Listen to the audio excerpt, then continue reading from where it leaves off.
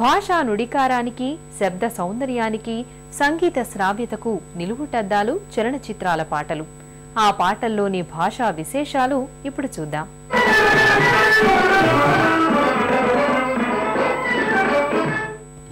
చలనచిత్రాల పాటల్లో ఆరుద్ర ఆనవాళ్లను సులువుగా గుర్తుపట్టొచ్చు.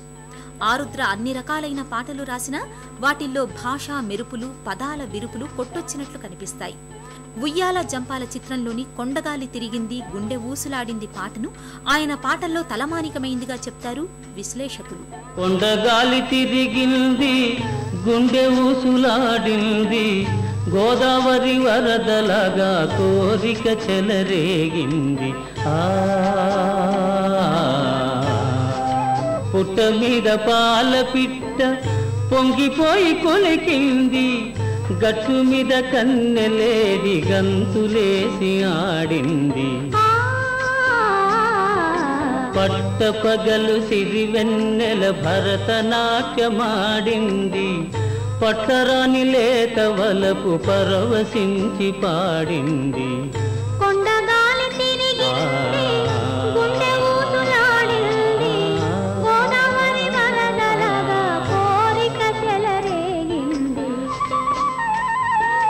మొగలి పూల వాసనతో జగతి మురిసిపోయింది, నాగమల్లి పూలతో నల్లని జడ నవ్వింది.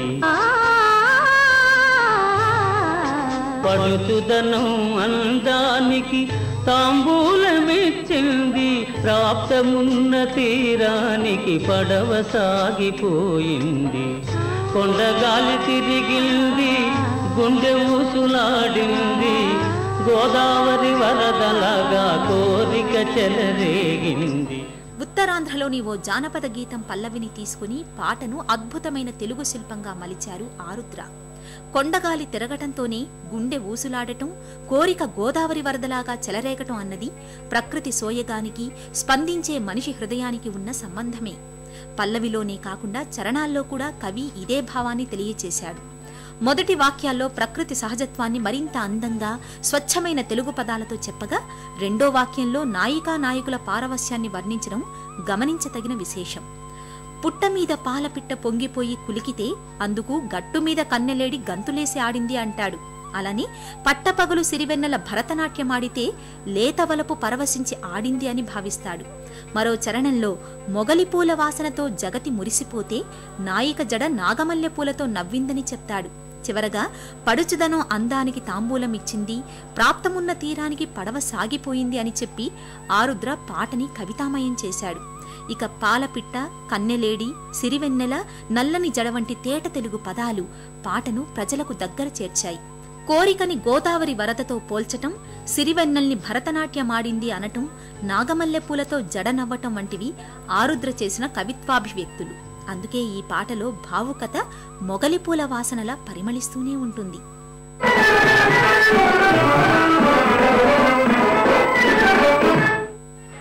తెలుగు భాష మీద పట్టు, ఛందో పరిజ్ఞానము కలిగి అందమైన పాటలు అందించిన కవి సామవేదం షణ్ముఖ శర్మ.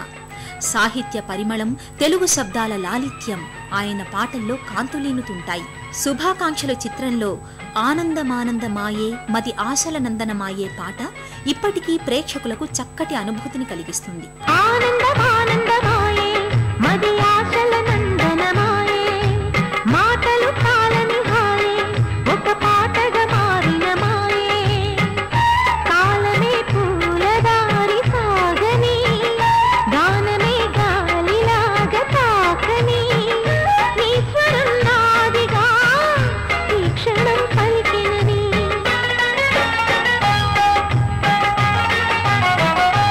నువ్వు నడకు దారుల్లో పూలు పరచి నిలుచు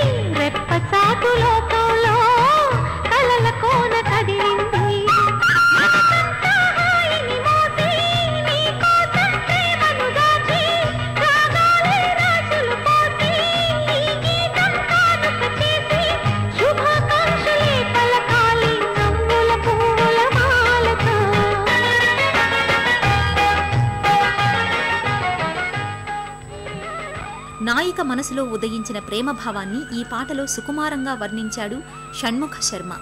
భావాన్ని సరికొత్త అభివ్యక్తులతో తెలిపి తెలుగు భాష గొప్పతనాన్ని మరింత ఇనుమడింపచేశారు. మాటలు చాలని హాయే పాటగా మారిందని, కాలం పూలదారిలా సాగాలని, గానం గాలిలా తాకాలని, అసలు నాయకుని స్వరమే తనదిగా ఆ క్షణాల్లో పలకాలని నాయిక పల్లవిలో ఆనందంగా పాడుతుంది. ఇక చరణాల్లో అయితే ప్రేమ అంకురించిన నాయిక హృదయాన్ని ఆశల నందనంగా అనేక కవిత్వ పదబంధాలతో సరికొత్తగా విశ్లేషించాడు కవి.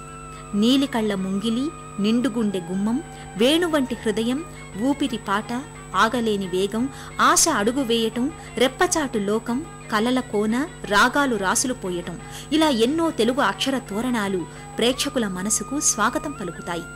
చివరకు చిత్రం పేరును కూడా పాటలో అర్థవంతంగా ప్రయోగించిన షణ్ముఖ శర్మ నవ్వుల పువ్వుల మాలతో రెండో చరణాన్ని ముగిస్తాడు.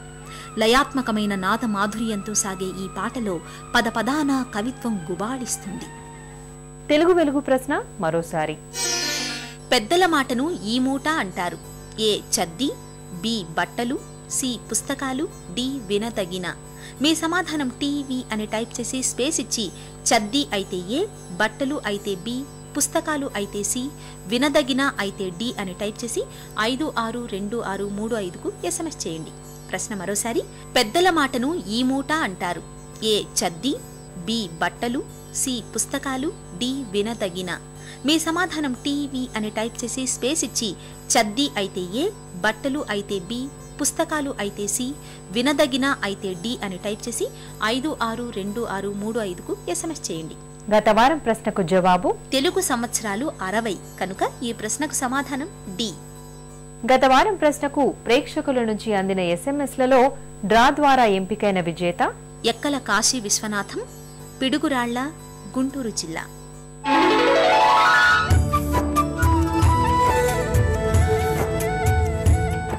తెలుగు ప్రచారోద్యమంలో భాగంగా విశిష్టమైన ప్రయోగాలు చేస్తున్నవారు ఎందరో ఉన్నారు. అటువంటి వారికి తెలుగు వెలుగే గొప్ప వేదిక. ఆలస్యం ఎందుకు? వెంటనే మీ వివరాలు తెలియచేయండి. మీరు సంప్రదించవలసిన ఫోన్ నంబర్లు 9394489229, 9394489263. ఫోన్ నంబర్లు మరోసారి 9394489229, 9394489263. వచ్చే వారం తెలుగు వెలుగులో మళ్లీ కలుద్దాం. అంతవరకు సెలవు. నమస్కారం.